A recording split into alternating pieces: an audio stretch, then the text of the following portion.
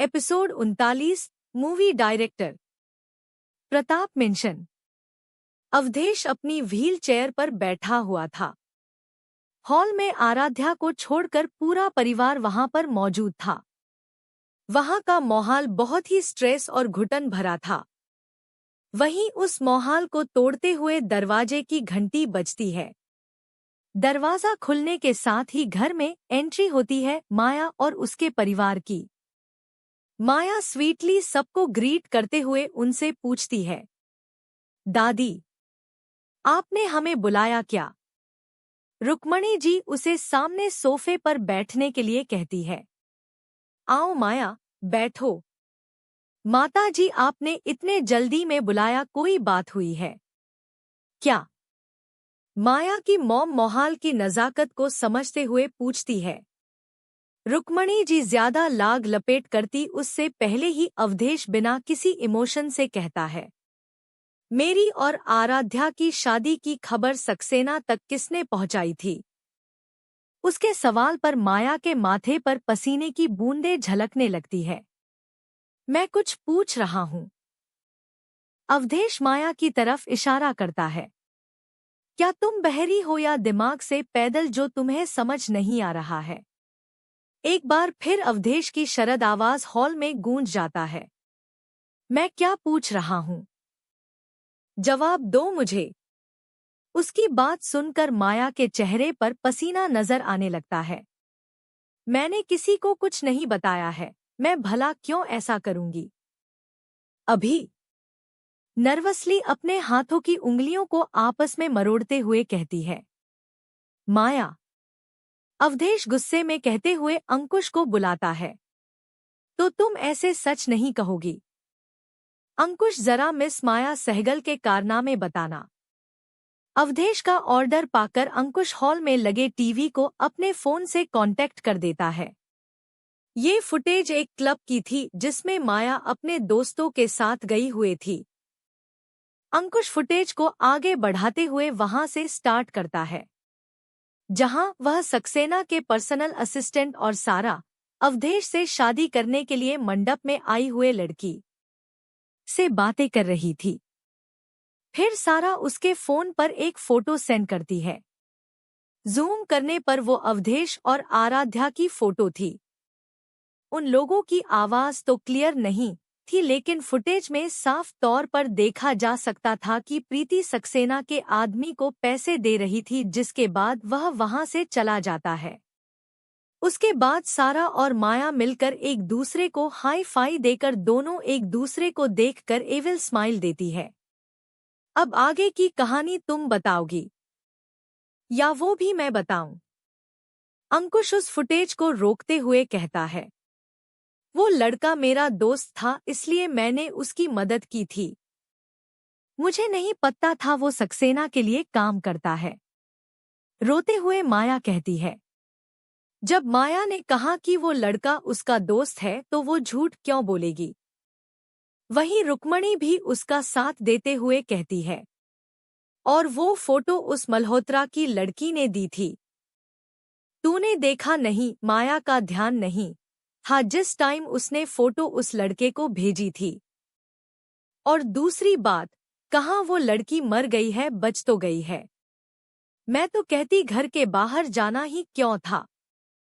पहले भी तो वो घर के अंदर रहती थी। इन राजवंशियों ने तो अपनी मुसीबत हमारे गले बांध दी है। उनकी बात सुनकर अंकुश का मुंह बन जाता है। वहीं अवधेश की मुठिया कस जाती है।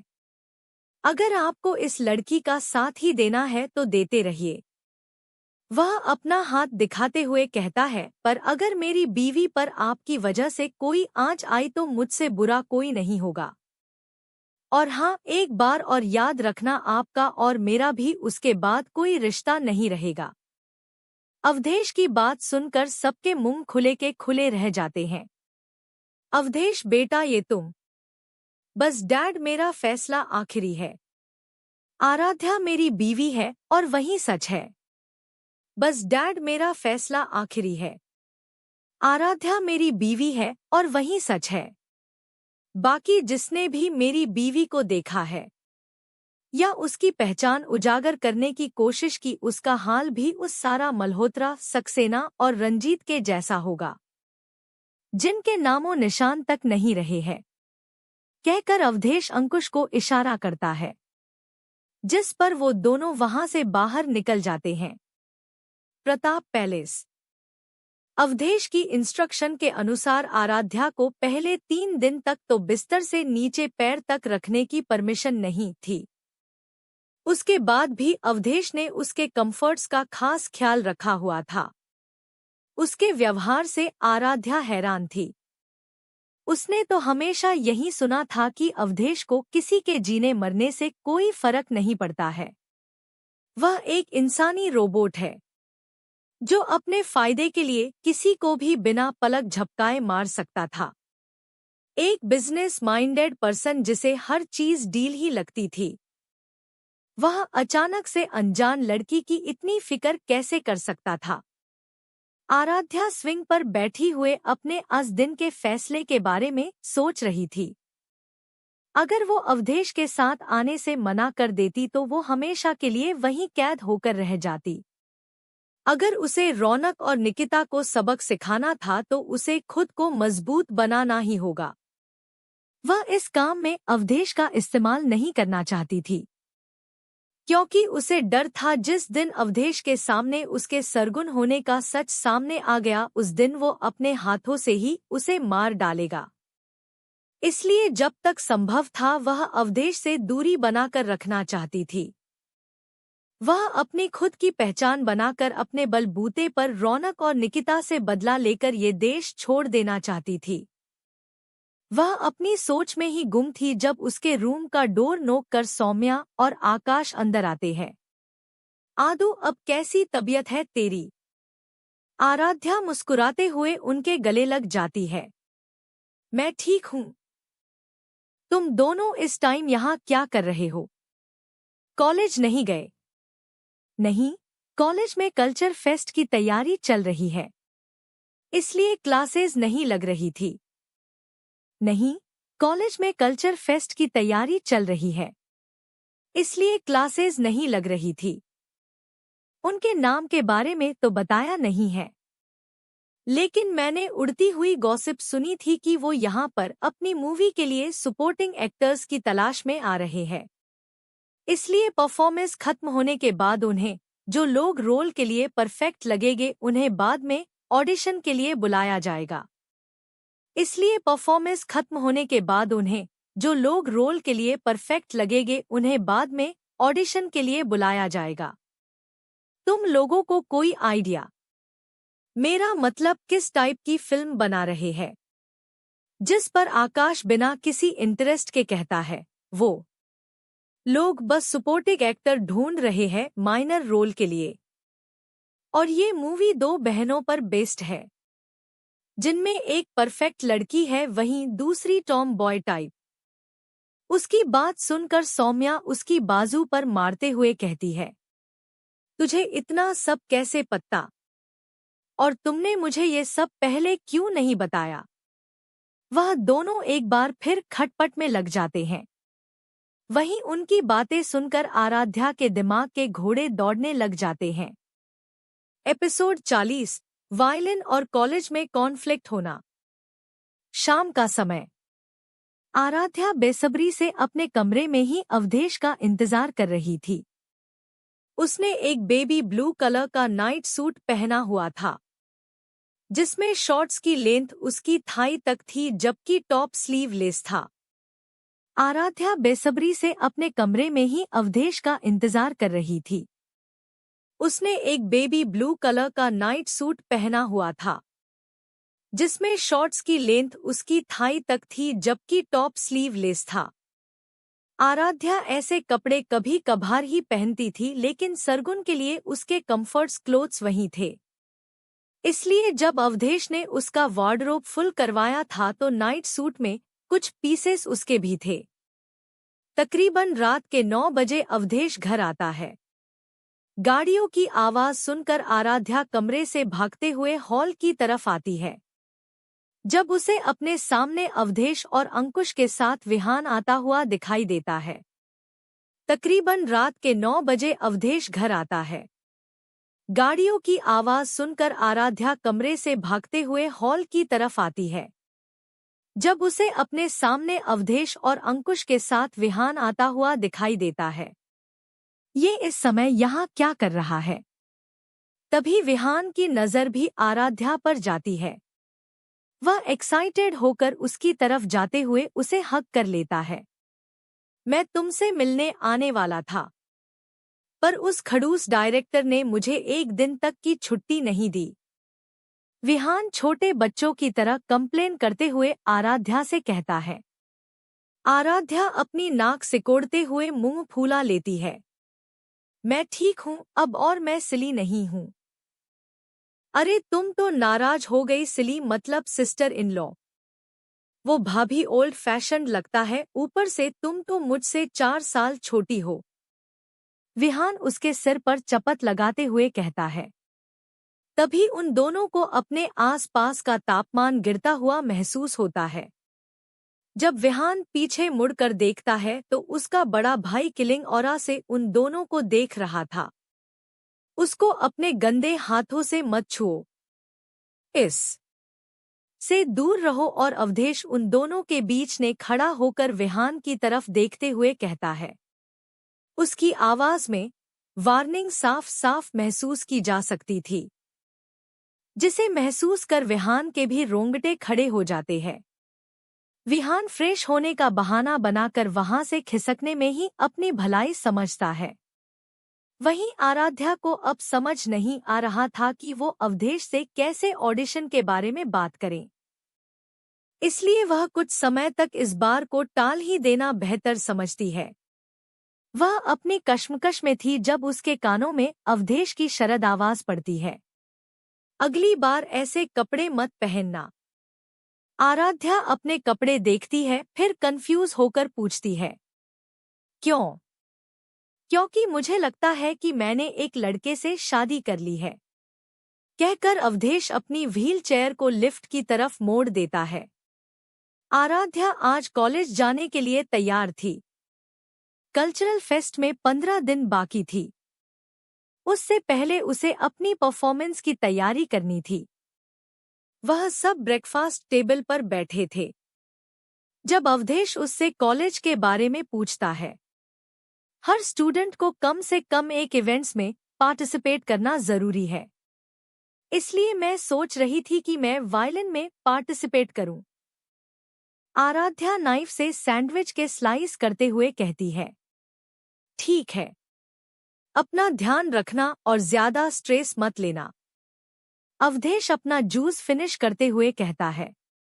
बस इतनी सी बात के बाद डाइनिंग टेबल पर खामोशी छाई होती है, जिसे भंग करते हुए विहान डाइनिंग टेबल पर पहुंच जाता है। वह जाकर सीधा आराध्या के पास जाकर बैठ जाता है। वैसे सिली, मैंने सुना है तुम्हारे कॉलेज में फंक्शन है।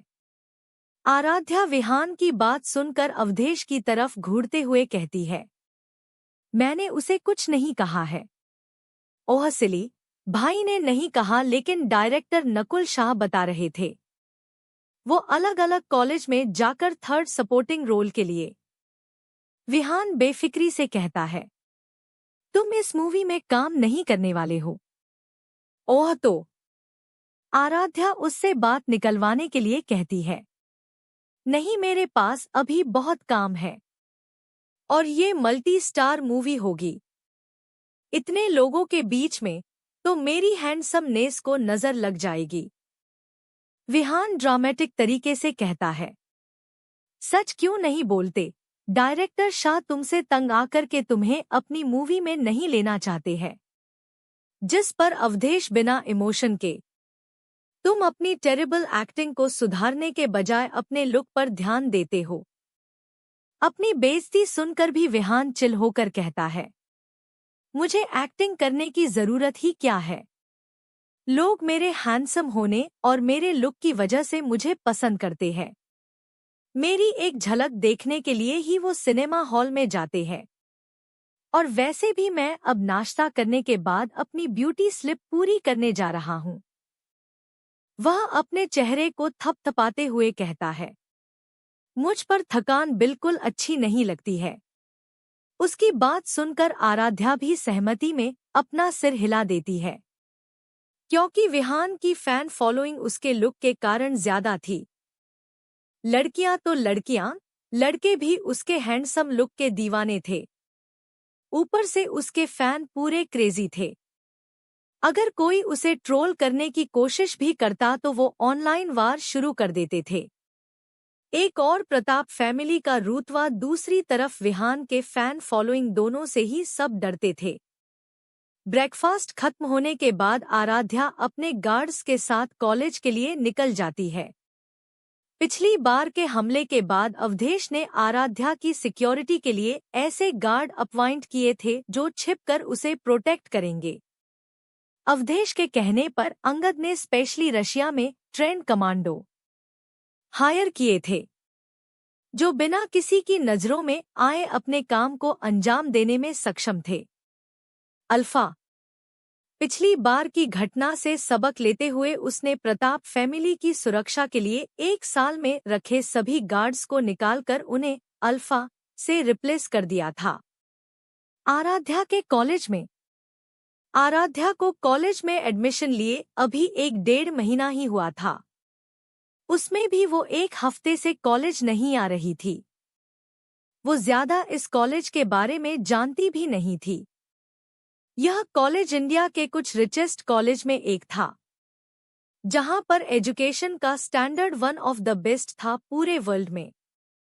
कॉलेज की पार्किंग में खड़ी गाड़ियां बस लग्जरी और पैसे को दिखा रही थी। यह कॉलेज अवधेश ने अरेंज करवाया था, इसलिए उसने कुछ खास पता नहीं किया था, लेकिन सरगुन इसके बारे में जानती थी। निकिता कुछ समय के लिए इस कॉलेज में पढ़ी थी। उससे मिलने के लिए ही वो और रौनक 2-4 बार यहाँ आए थे।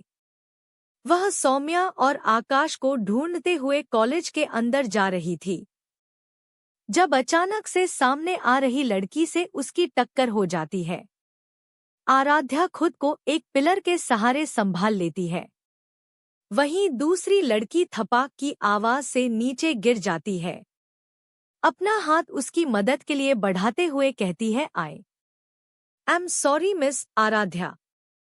You bloody by CH, can't you see? What the hell with your sorry? लड़की उठकर आराध्या को भला बुरा सुनाने लग जाती है।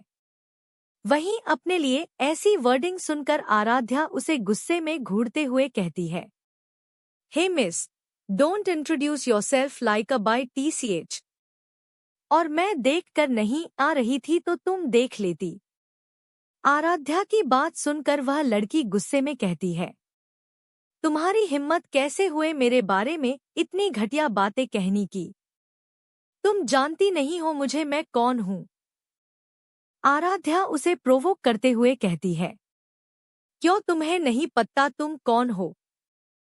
किससे ले लिए आराध्या ने अब पंगा। Episode 41, violin star of college. Miss, don't introduce yourself like a by TCH। और मैं देख कर नहीं आ रही थी तो तुम देख लेती। हे! आराध्या की बात सुनकर वह लड़की गुस्से में कहती है, तुम्हारी हिम्मत कैसे हुए मेरे बारे में इतनी घटिया बातें कहने की? तुम जानती नहीं हो मुझे मैं कौन हूँ। आराध्या उसे प्रोवोक करते हुए कहती है, क्यों तुम्हें नहीं पता तुम कौन हो? क्या यू? इससे आगे तुम्हें गलियां याद नहीं आ रही है क्या मुझे देने के लिए?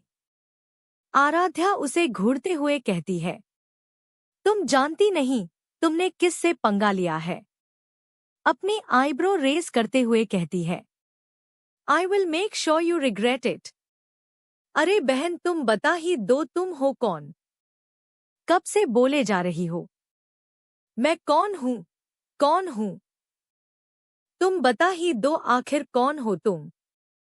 वह लड़की कुछ कहती उससे पहले ही उन्हें 2-3 लड़कियों की आवाज सुनाई देती है, जिसे देखकर वह लड़की एविल वे में स्माइल करने लगती है।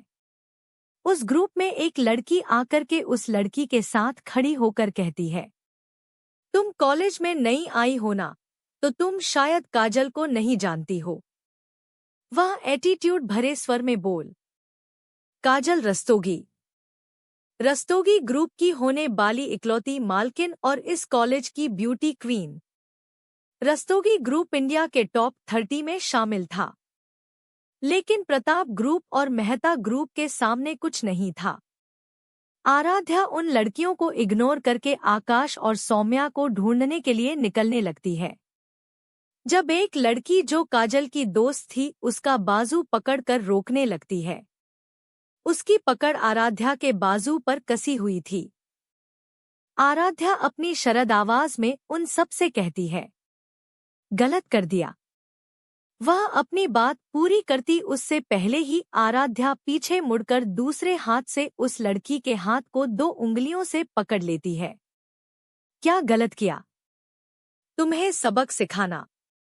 देखने से तो ऐसा लग रहा था कि उसने अपनी कोई स्ट्रेंथ नहीं लगाई थी, लेकिन उस लड़की के एक्सप्रेशन ऐसे थे मानो वह दर्द में थी। उसकी पकड़ आराध्या के हाथ से छूट जाती है। आराध्या उसके बाजू को झटकते हुए कहती है, अगली बार मुझे हाथ लगाया तो ये हाथ काम करने लायक नहीं रहेगा। समझ आई बात? या फिर समझाऊं? उसके एक्सप्रेशन इतने ज्यादा खराब थे कि इस वक्त आराध्या सामने खड़ी लड़की की जान ही ले लेती। आराध्या उन्हें एक बार फिर इग्नोर करके आकाश और सौम्या की तलाश में म्यूजिक रूम की तरफ बढ़ने लगती है। कौन है लड़की? और उसकी इतनी हिम्मत काजल रस्तोगी से पंगा ले? काजल दांत पीसते हुए कहती है, न्यू एडमिशन है, 1 महीना पहले ही कॉलेज में आई थी और वायलिन कंपटीशन में पार्टिसिपेट करने वाले 4 लोगों में इसका भी नाम है। तब तो इस बार कंपटीशन में मजा आएगा। इसे तो ऐसा सबक सिखाऊंगी कि ये जिंदगी भर याद रखेगी। काजल नफरत भरी नजरों से जाती हुए आराध्या को देख रही थी। PS industry. अवधेश का केबिन। अवधेश अपनी चेयर पर बैठा हुआ था। उसके चेहरे के एक्सप्रेशन से उसके मन में क्या चल रहा था, यह कोई नहीं बता सकता था। भाई डॉक्टर कृष्णन ने कहा है कि ऑपरेशन के सक्सेसफुल होने के बाद उन्हें उम्मीद है कि आप 6 महीनों में पूरी तरह से रिकवर हो जाएंगे। वो एक फिजियोथेरेपिस्ट आपके लिए अपॉइंट कर रहे हैं, जिसे इन सब केसेज का अच्छा खासा एक्सपीरियंस है। वह अगले हफ्ते से ही यहाँ आ रहा है।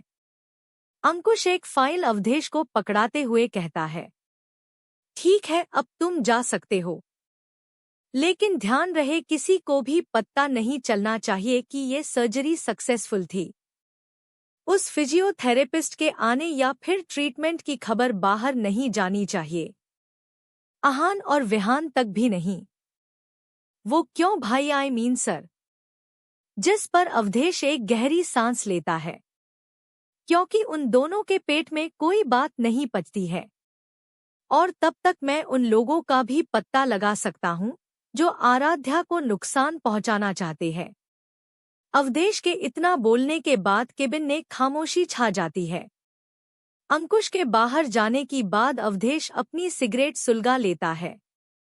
उसके मन में तो बहुत कुछ चल रहा था, जिसका पत्ता उसके अलावा शायद ही किसी और को था। दूसरी तरफ कॉलेज हॉल में सभी लोग अपने डांस की प्रैक्टिस कर रहे थे। जब आराध्या उनके पास पहुंचती है उस समय सौम्या और आकाश भरतनाट्यम की प्रैक्टिस कर रहे थे।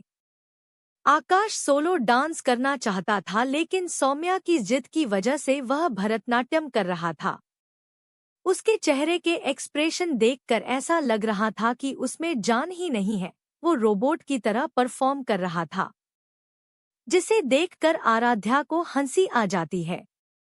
आराध्या के हंसने के कारण उन दोनों का ध्यान उसकी तरफ जाता है। अगर तुम्हें ये नहीं करना है तो मत करो। कम से कम तुम्हारे एक्सप्रेशन देखकर सभी डिप्रेस तो नहीं होंगे। आराध्या उसके सर पर चपत लगाते हुए कहती है, समझा ना यार आदू, इसे मुझसे नहीं हो रहा है ये। मैं अपने हिप हॉप में ही खुश हूँ। मुझे इस पागल लड़की से बचा ले आदू प्लीज। आकाश कंप्लेन करते हुए आराध्या के हाथों को पकड़ लेता है। डांस तो तुझे करना ही पड़ेगा। भूल मत, तू छोटा है मुझसे। मैं जो बोलूंगी तुझे करना ही पड़ेगा। सौम्या अपनी कमर पर हाथ रखकर उसे घूरने लगती है। वहीं आकाश हार मानते हुए कहता है, हाँ मेरी माँ, मैं पूरे 3 मिनट छोटा हूँ तुझसे। वहीं आराध्या मुस्कुराते हुए उन दोनों से कहती है, मैं तुम्हारी मदद कर सकती हूँ। उसकी बात सुनकर सौम्या उसे समझाते हुए कहती है, पर आदू तुझे अपनी परफॉर्मेंस पर ध्यान देना चाहिए। तू शायद नहीं जानती है कि तेरा मुकाबला इस बार कॉलेज की ब्यूटी क्वीन और वायलिन स्टार काजल रस्तोगी से होगा। हाँ आदू, वो लड़की कॉलेज में एक भी कंपटीशन नहीं हारी है। बहुत ही ट्रिकी लड़की है। अफवाह तो ये भी थी कि उसने एक बार दूसरे म्यूजिशियन जो उससे कम्पीट करने वाला था उसके वायलिन के साथ छेड़छाड़ की थी। उसने ये काम इतनी सफाई से किया था कि किसी को कोई सबूत उसके खिलाफ नहीं मिला था। और अभी कुछ महीने पहले उसे एक मूवी में छोटा सा रोल मिल गया था। उसके बाद तो उसके घमंड का कोई ठिकाना ही नहीं रहा है। आकाश उन्हें एडिशनल इन्फॉर्मेशन देते हुए कहता है कि बातें सुनकर आराध्या सोच में पड़ जाती है। उसने तो पहली ही मुलाकात में उस लड़के से झगड़ा कर लिया था, जिसकी वजह से उसकी उंगलियों से खून निकलने लगा था और वो हार गया।